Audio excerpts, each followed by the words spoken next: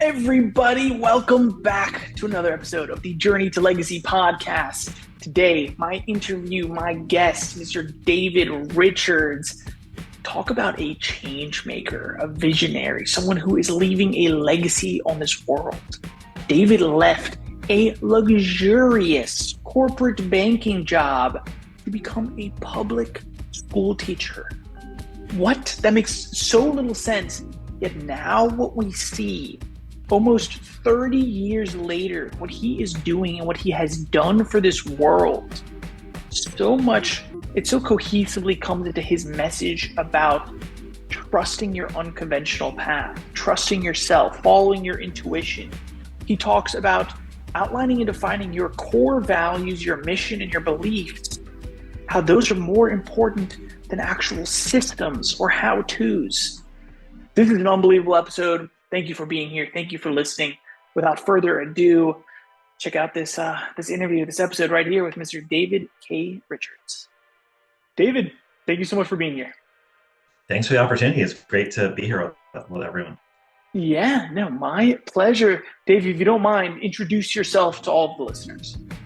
Yeah, my name's David K. Richards, and I started out as a corporate banker in my 20s. I worked in Washington, D.C., London, San Francisco, that whole life, 2 blocks from the White House. I hit 30 years old, and I realized that that was not the life for me. And I quit my job and went to become a public school teacher, where my family was like, "What are you doing?" Everybody thought I was crazy. And that led me into this really cool journey of working in charter schools and ended up finding this really cool organization called Summit Public Schools in the San Francisco Bay Area and help them grow from 1 to 10 schools across the Bay Area. And then we replicated that platform into, I think it's about 500 schools across the country now. And that led me from teacher to principal. I started the schools 3 and 4 with that organization and then became the chief schools officer overseeing all 10 schools. So it's this amazing journey of growth and discovery and learning and crazy startup world in Silicon Valley that we were, a nonprofit, but that journey was really stressful. And when I hit 40, I had some health problems. I had Bell's palsy. I had a 2 and a 4-year-old, and my face was paralyzed. I couldn't get out of bed for 6 months. It was a real wake up moment in my life. And that's when I decided that I was going to get away from the kind of bigger district school world of the charter schools and move into starting my own small K-8 for my own kids. And that's the current school, Growth Public Schools, that I have now. I work as an advisor with that school, and I'm working on some other projects to help other people open schools. I do consulting, I do life coaching, leadership coaching. And like I mentioned to you before you hit record, I feel that I'm actually cranking out and producing and doing more things than I did before my kind of breakdown based on this journey I've had with mindfulness and meditation. So I'd be happy to talk about any of that. And thanks again for having me. Yeah, David, unbelievable, really unbelievable, right? Corporate banking career to pivot into public school teacher. That in itself, is so unusual, I think, to a lot of people, including yourself. And then Yeah. pivoting from there, you were a teacher to becoming an executive of this whole nonprofit to growing it to 500 plus schools across the country, to after an unfortunate circumstance, now pivoting to living more your authentic self, right? Absolutely. I think that's something that you like to talk about a lot, isn't it? Sort of helping people to steer more into their authenticity, is it not? Absolutely. Yeah, that's why I pivoted into the life coaching and the leadership coaching. Like I said, I do that, but my core area of business right now is helping other people open micro schools, which we can talk about at some point. And I'm super excited about that. That's like a Absolutely. feature that I just started. But in terms of the mindfulness and meditation, what I figured out was we in the West, especially, my dad actually grew up Buddhist and he was very religious and Christian. And then in like mid 80s, he became a Buddhist and it changed our whole family's life. But he taught me that, you go slow to go fast. And so Mm. when I was having my health scare and I was in bed for 6 months, I realized that I was kind of living this crazy busy life and that I wasn't really staying true to my authentic self. And so I tell this story all the time to my at the school. They call it the mountaintop moment. But I was with my 3-year-old son in Lake Tahoe, and I was just sitting there, and I had my health scare, and I was just kind of reevaluating my life. And it's like I had this small, still voice, this authentic part of me that just clearly said, this is not your life. And the same thing happened at 30 in a different way. I ended up in a Borders bookstore and found a book and read the whole thing. And then I was like, oh, I'm supposed to become a teacher. And so it's the message I like to share people is that there's this authentic version of you that's literally waiting to come out. And it's like that 5-year-old version of you or that part of you that's free and playful and kind of knows what the truth is and what you really want to be doing as your purpose. And we kind of suppress that voice and we go away from it. And then life shows us ways, like for me, it was, being miserable at the bank or having the health scare. It's like life shows us when we're off track and how we need to recalibrate and get back to our authenticity. Amazing. Wow, like two actually life defining moments that you went through here, right? That you said this moment on the top of a mountain in Lake Tahoe, or even this time in this bookstore as well. When you say that life's going to show us these moments, right? That's going to help steer us back into our authentic, playful selves, if you will. Yeah. How, and this is a tough question to answer. I don't know if there is an answer for it. How can we realize in the moment that this is one of those moments that, like, if I can call this, the universe is trying to tell us something? Yeah, I think, it's actually not as hard of a question as you would think because everyone knows it, right? So if you think about your life and you think about these moments, 75% of the American workforce is highly disengaged or disengaged, right? That's the Gallup poll that we all know. And so if you think about what the universe, what life is showing you when you're sitting in that cubicle or when you're not following who you really are, when you're doing the job that you don't want to do, when you're living in the, like, if you think about it, there's probably 400 signs a day, right? Like your back is hurting, your boss is being mean to you, like you're sick, whatever it is, like there's just all these signs. And so once you start to understand how to follow those clues, which is just life doing life, I always talk about like watch a tree, like just watch a tree grow. And it's like that's what I did for a long time when I was in bed. I was just like looked out my window and kind of watched nature, and it's like so simple. And that's the way nature just operates, is just organically. And so there's so many times in your life where now these are like bigger pivot moments, like when I turned 30, when I turned 40. But I think we all have them where it's like, I knew I needed to get out of that relationship, or I knew I needed to move. I knew I needed to do this, whatever it may be. And you're getting all these clues all the time. Like before I had my health scare, I never missed work. Like in my whole 9 years teaching, I never missed a day. My wife's always like, you're crazy. I couldn't like let those kids down. Never missed a day. So, but when I became an executive and I knew I was unhappy, like I threw out my back 4 times. And I was trying to work on this, doing Zoom meetings or whatever it was at that time, video conference meetings. And it's like that by the time my back had been thrown out, I had already gotten so many other messages that I was not on the right path, but I was ignoring them. You were ignoring them. You're ignoring them. So you're saying that there's signs every single day. There's messages every single day, but you were ignoring them until you reach this tipping point almost. Is there a way that people can realize these moments before they reach these intense moments? Yeah, I'm like a big mindfulness and meditation guy, right? So my answer is always like, yeah, meditate, And I was sitting in meditation this morning and I was laughing. I was thinking, you ask people why they don't meditate and they'll say, because they're too busy. And I'm sitting here and thinking like, okay, maybe it's 10 minutes, maybe it's 20 minutes a day. And you think about what you do in a day and how much time you waste and how many, even if you're super efficient, like you're watching TV, you're just sitting around. If you're telling me you can't find 10 minutes in your day to sit in stillness and just to be quiet and maybe listen to a guided meditation, like that's not true. What actually is happening is that we're so conditioned to go, go, go, go, and to push away the natural, like I said, the natural clues we're getting. We're so conditioned to push those away because we're scared. And mediocrity is always fighting the excellence that we want to actually, what we really want to become is excellent. But our conditioned, kind of safe way of being is like, I'm just going to stay on the couch. Just going to do this. I'm just going to do that. I'm going to eat that candy bar, whatever it may be. And it becomes these conditioned responses. So you can meditate daily. All I did was literally go to YouTube and type in guided meditation. And then I started with that and I did 10 minutes and then I found the ones I liked. I always tell the story when I was starting my school, we didn't have a lot of space at that time. I would literally go into the janitor's closet every morning to meditate for 10 minutes. That's how committed I was to it. Because I was like, it's too crazy. I won't do it in the morning and then I'll make excuses, right? And so that's how it's once you slow things down, then you start to see clearly what you already know. It just becomes more clear. Once you start to slow things down, you start to see things clearly, the things that you already know. So Yeah. I myself am a huge proponent for mindfulness and for meditation. Yeah. Uh, Awesome. it it completely helped me change my life, got me off of antidepressants and Oh, anxiety amazing. medicines.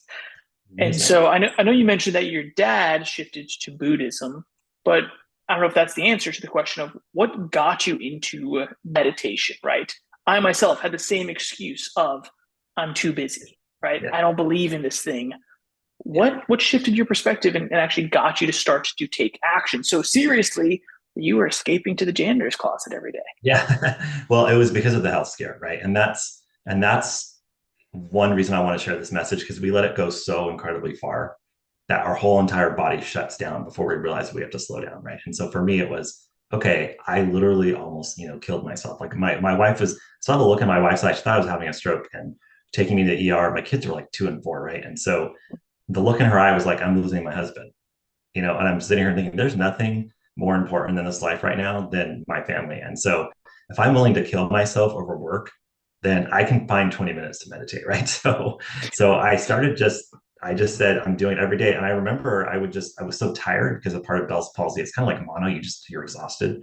I would just lay down on our spare bedroom at our house and I would just put on a 10-minute meditation. And I just thought I'm just going to start, it's like anything, right? As a teacher, it's like all about growth mindset. Like you just take small steps, one step at a time. I was like, I'm going to do a 10-minute guided meditation every day. And you're supposed to sit in the lotus position, all this, it's all this stuff that's all Sure, official. sure, I was sure. like, no, I'm laying my butt down on my back, which is not what you're supposed to do because you fall asleep. And I fell asleep for the first 20 times. And I just did it and I just committed to it. But yeah, to answer your question, it was because I had ended up going so incredibly far beyond who I really was in my authenticity that I knew that I had to change. And that's what happens to a lot of us. Wow. Wow. I hope that the listeners and everybody can hear this, right?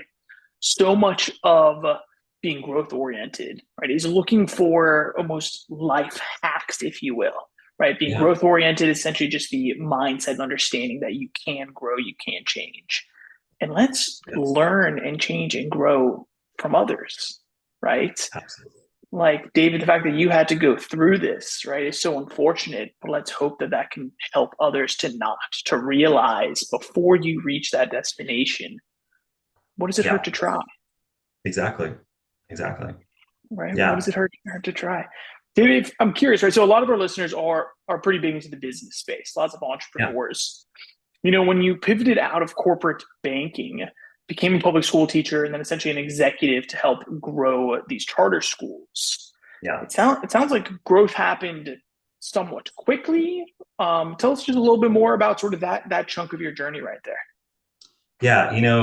We were kind of in the right place at the right time with the charter movement in California. And right when we had one school that was nationally ranked in the top 100 as a high school and the top 5 in California for all the things the criteria that Newsweek and US News and World Report lists. So we had actually funders approach us and say, we want you to grow. We want you to replicate this model because it's changing kids' lives. And so I was a teacher at that moment when our founder said, hey, I need a bench.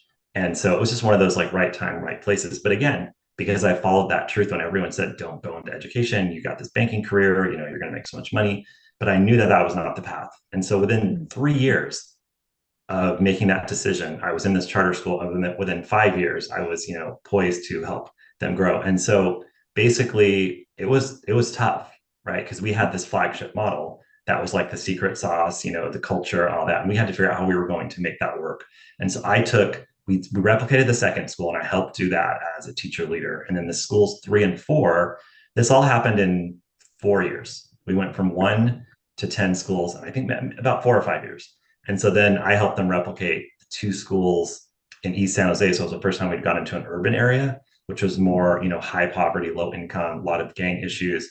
It was like a very challenging replication, but we had our core values and our core beliefs and our vision and our mission, all that down. Like we knew exactly what the school was supposed to look like, regardless of which kids or which teachers it was going to be. And we held that as our North Star every single day. Like we would always say, is this a summit school? And it was like, it was a secret sauce. It was the culture. It was like you could walk into the building and you knew immediately what was going on. Someone says hello to you, kids are laughing, teachers are happy. There was a feeling that you got right away. So we knew we were replicating that. And that's where we always spent most of our time in the beginning until we got kind of the nuts and bolts in order. But it was hard, it was treacherous, and it was difficult. And, it's not easy. And I would say that educators are not always the ones who want to be replicating, and they don't really see the big picture. They're like, wait, why? What? We have one school. Why are we changing? And so we had to do a lot of change management, a lot of education to the parents. But it was a journey. And I feel like I learned more in those 9 years I worked at that organization than probably my entire life from what we went through. Wow. Yeah. Wow. Yeah. I mean, to grow, that is very quickly, right? You're saying 4 years to develop 10 schools, right? Yeah. 4 school years, Yeah. you would think, right? If you think about it that Yeah. way, Yeah. so fast. It sounds like what you said, that the reason for the growth is due to the core values you all put in place, your mission that you had outlined, and sort of just the belief. Is that correct? Absolutely. That's absolutely it. Like the belief we had in kids. We believe that again, growth mindset. We believe that any single child that they walked into our building, we could help them have a successful life and change the trajectory of their life.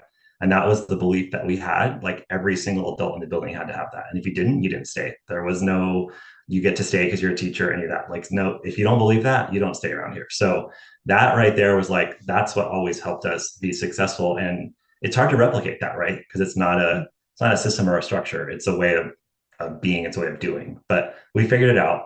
We built the culture manuals. We made sure that we had internal leadership. Like I was a teacher that became a principal, so I knew how to bring the culture to a new environment. And it was rough and tough, but it's the culture that really kept us going. The culture is that what kept you guys going. It's not a system. It was a way of being and a way of doing, Yeah. which is interesting.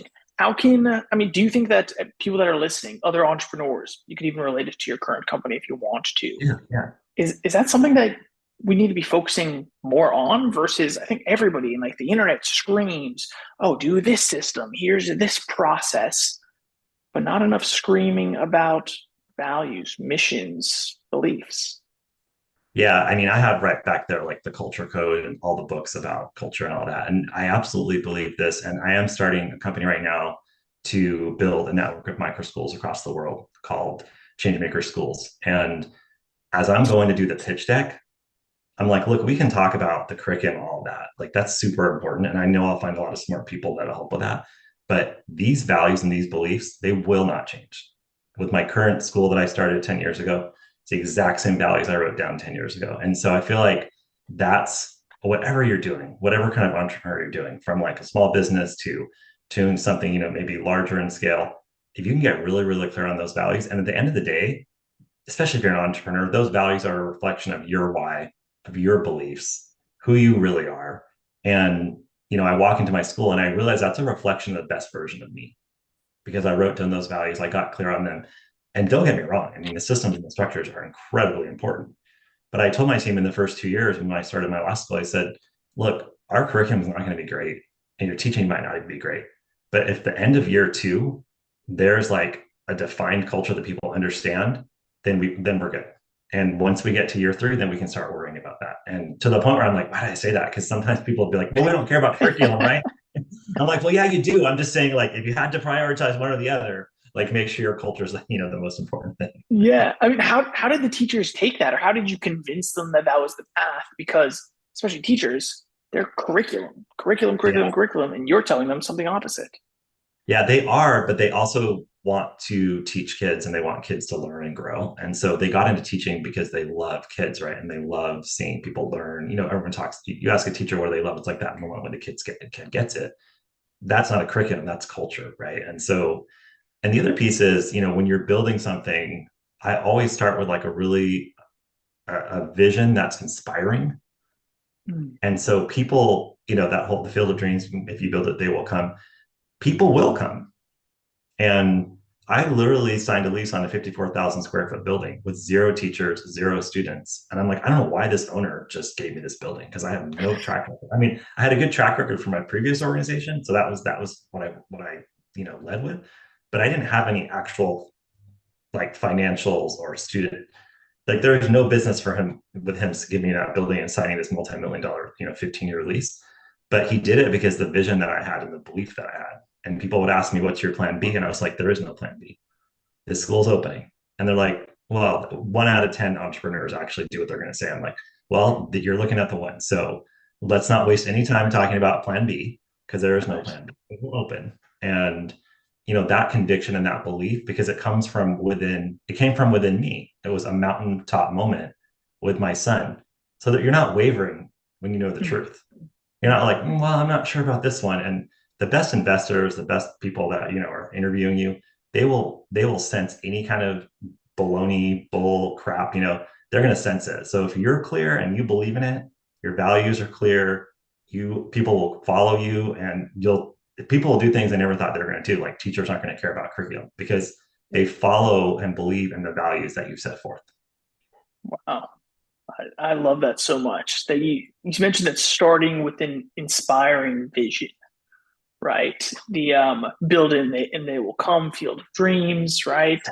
Other analogies, so people talk about burn the boats, right? You don't have a plan B, you can't retreat. In today's day and age, especially with social media, we see constantly so many opportunities, right? If it's what is the other, like the squirrel syndrome, where you see a squirrel, like you get distracted, Yes. right? How can how can some of the younger listeners, younger people out there, I don't know, work on that? How can they focus more? How can they actually have this mentality of this is what I'm doing, even though I can see there's a million other options? No, I don't have a plan B. This is it. Yeah.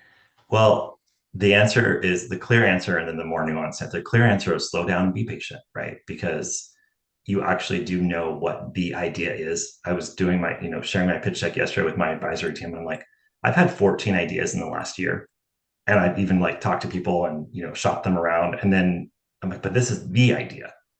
And when I have the idea, then I'll execute against it. Now, how did quote unquote the idea come to be? It's because I sat in meditation for the last 5 years and I wrote post-it notes and I wrote ideas and I put up on my wall. I like after meditation, I'll put up like little post-it notes that come up.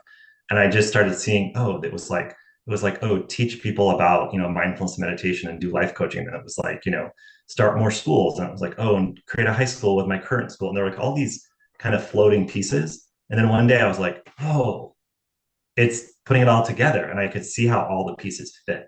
That took 5 years, right? And so when we're younger, I understand because I was young once too.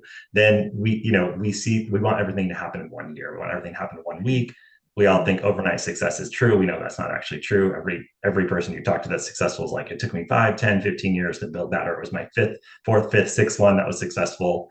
And so for the younger folks, it's get really clear on your day by day, your moment by moment, and follow that. So it might just be like, call that person or read that article. And you're like, and I think a lot of entrepreneurs, a lot of us are ADD, ADHD, like we're very distracted, right? That's our strength, is that we can pivot or all over the place. So lean into that and just kind of like see all those things flying around at some point. Just keep trying to put them together, but it has to come from the inside out, right? And that's where the meditation comes in. That's where the slowing down comes in. That's where the patience comes. It's like if it's coming from the inside out, then you have the clarity and you start to see that this is your path. And then you start to take the kind of, non-linear path towards what you're not even sure what it is, but it feels right. You just keep following what feels right. You keep following the joy. You keep following whatever makes you want to get out of bed. And day by day by day, you're like, oh, wow, okay. I didn't even realize it was going to be that, because something larger than you has a plan. And if you can just trust that, it's going to come together at some point. Absolutely. There's a larger plan set for you. I love how early you said slow down and be patient. It's so tough to do, and I think it's tough to practice. But if you can look back almost 5 years, right, and see the progression that you've made, whereas at the same time, 5 years isn't really that long of a time at all, right? And so slow down and be patient and start to piece things together. overarching, like heading in the same direction. Yeah. Let's pivot a little bit more and talk about changemaker schools, or is it Pathfinder, right? What I know it's hard to keep track. it's okay. So Your main project that you're trying to grow right now. Tell us a little bit more about that. yeah, so I have two. I have Pathfinder, which is helping other people open micro schools. There's a really exciting micro school movement that's come out of the pandemic where parents are looking for small, nimble schools where their kids are seen and heard and taken care of. And so they're called micro schools. It's anywhere from 10 to 100 kids. You could have a K-12 that's 10 to 100 kids. So it's a Nice. really exciting movement. It's growing really fast. And so I'm helping people open those schools. That's called Pathfinder. And so nowadays you can kind of take it's like almost like taking homeschooling and making it micro school. And so there's not as much regulatory red tape, and it's more efficient, and Wow. you can kind of like change kids' lives like in a few months. And then I'm also launching my own version of these micro schools called Changemaker Schools, which is launching in fall of 2025. And we're going to start with a high school and a small elementary school and middle school and build it from there and make sure that it's like, a school in a box that people can take across the world and bring it to their community. Nice. So two different projects that you're mostly focused on right now. Pathfinder helping individuals to actually open up their own micro schools, and Changemaker schools, which is launching in about a year from now. It sounds like is actually Yeah, going to be a totally new type of this micro school. correct. How's it going to be different than the traditional schooling that most of us think about? Yeah, before I answer that, was one other thing I was going to say earlier. Please. You said like how to slow down. So one thing that helped me was doing a silent retreat. So I Oh, did no way. every quarter, I did a 2 day silent retreat where I didn't talk to anybody and I went in nature for 2 days. And you get out of that and you have some massive clarity, massive clarity. So how micro schools are different is that they're all like any industry, they're all different, but where they're similar and how they're different than larger schools is that our school system was set up with an industrial factory model, right? I don't know which high school you went to, but most of us went to high school with anywhere from 2 to 4,000 kids, a middle school with 1,000, maybe one counselor. And, it's what's called the conveyor belt model, right? You're just going 52 minutes. I laugh at my son's in seventh grade and his lunch is at, 12:23 and it gets out at 2:46. And so he has 7 teachers that see him for 52 minutes a day. So what relationships are we building? What do they know about him? It just becomes very impersonal, kind of industrialized education. So that's our norm. That's what we all think is the way it's supposed to be. So micro schools turns that on its head and basically says it should be about relationships. It should be about getting to know the kid. It should be about inspiring them for their purpose, their authentic path. And you can do that when you have one teacher with 10 kids. And so, and it's also the ones I'm building are really focusing on thinking about what the skills of the future are. We don't know the jobs that kids are going to need in 10 years, especially with this AI and all the stuff that's going on. So we should be teaching them how to learn, learning how to learn, how to have life skills, how to think about things, not memorizing and regurgitating content like we all did, but actually learning how to think and learning how to learn. So that's the vision for Changemaker Schools. Amazing. Teaching kids actually how to learn, how to think, instead of just Yes. how to memorize and regurgitate information. I'm fortunate to work with a good amount of nonprofits actually, and one of them is in the Oh, youth nice. entrepreneurship space. Oh, And awesome. I just interviewed a teacher yesterday. She said that is her favorite piece of the puzzle is that she's getting to teach kids how to learn because Yes. she's trying to get them ready for jobs that don't exist yet. Exactly. She gets it. Unbelievable, Absolutely. unbelievable. David, I mean, thank you so much for being here today. I so greatly appreciate it. I've learned a ton. Last thing I want to talk about a little bit. Let's talk about this piece around legacy, right? Because I put a pre-show form out, and you immediately answered it with a thing about, does the word legacy have some ego behind it? And this is a question that's constantly in my mind. So talk to us just a little bit about, what does legacy mean to you? Is there an ego piece of it? And maybe Yeah. then what's the legacy you want to leave on this world? Well, yeah, I'm the guy who literally answered your question with like, well, I don't agree with your question. I love But that. I love that's it. what all the best entrepreneurs do. But no, I actually do agree with your question. But what I was thinking about is So what I hear regularly is like, I want to have a legacy. I want to have a legacy. I want to have a legacy, which is amazing, beautiful. I love, like I said before, hit record. I love this framework and the structure that you have, because we should be thinking about our legacy. But I think the risk, or the end is the risk, is that it becomes about our ego, right? About like, what can I leave behind? What, do I get the name on the building, whatever. And that is where you start to risk going down the wrong path. Because I could have had an amazing legacy as a corporate banker, right? I could have had my names on buildings. I could have had, schools named after me. I could have been, on billboards, whatever, make millions of dollars and had a lot of people worship me or whatever. But that would not have been my authentic path, right? And so it's the way I answered your question was, if you really think about following your authentic path, being who you really truly are, deep down, you know who you truly are, you know what your authentic self really looks like, and showing up like that person each and every day, then you look back and you say, whoa, like I didn't even realize that I have a legacy.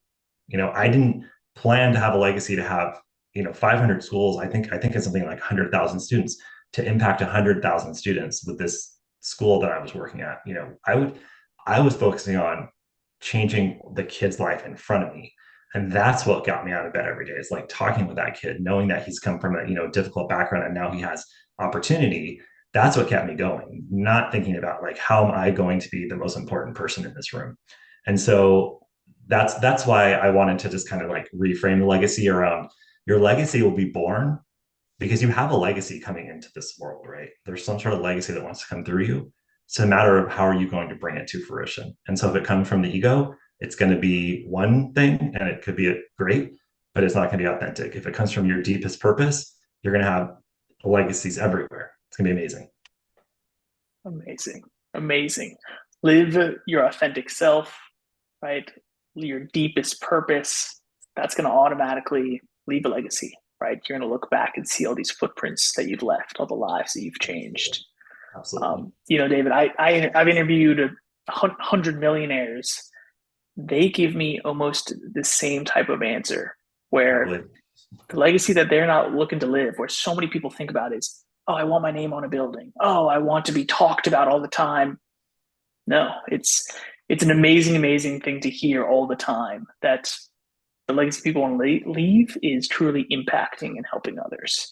And thank you for being one of those people, David, truly. Yeah, my pleasure. Because you think about it, if you're trying to, I always talk about, you interview millionaires and they're like, I want to get to 10 million. Then I wanted to get to 100. Well, then I wanted to be the president. It's like, whatever it is, the ego is never going to stop. So if you're coming from the ego, you're always going to be looking for that next thing. But if you're coming from your heart and your truth, then you're going to see expansive, amazing things happen. Boom. Wow. Everybody, thank you for tuning in and listening today. Wow. David is such an amazing entrepreneur, such an amazing individual. Thank you for listening. Thank you for helping him get his message out here about Pathfinder, about Changemaker schools that he is helping to create right now. We'll be launching next year. Be on the lookout for it. I'm curious the amount of people that are going to start reaching out to him about Pathfinder to create their own schools, their own micro schools, get away from this classic style of schooling that I think so many of us know is broken. Thank you all for tuning in today. Greatly appreciated. Please, as always, I'm going to ask you to share the episode. Share it with a family member, a friend, a coworker, anybody and everybody that you think is going to get some value out of this today. Greatly appreciate you for being here once again. And hey, if you're listening to this, chances are good that the Journey to Legacy community is still free to join. Come find us over at journeytolegacy.org and join our community of changemakers, of visionaries, of people that are working to better themselves every single day, mentally, physically, and financially, so that they can take on any challenge that they might face in this world.